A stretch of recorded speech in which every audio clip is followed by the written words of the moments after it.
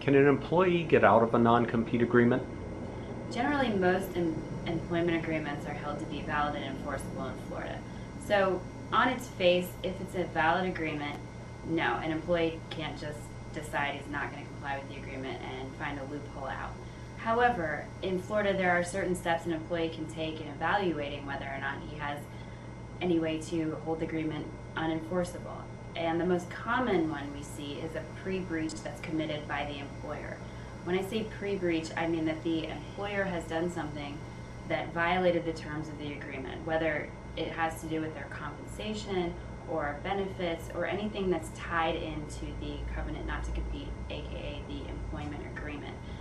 Most of the time it is failing to pay the employee.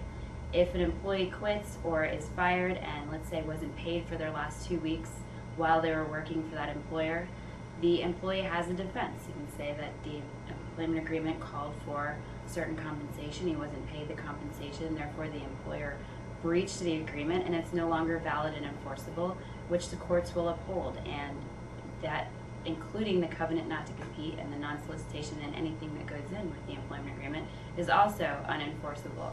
So this is the most common way that employees can get out of the agreement. We look for pre-breaches, but other than that, generally, most of the agreements are held valid and enforceable.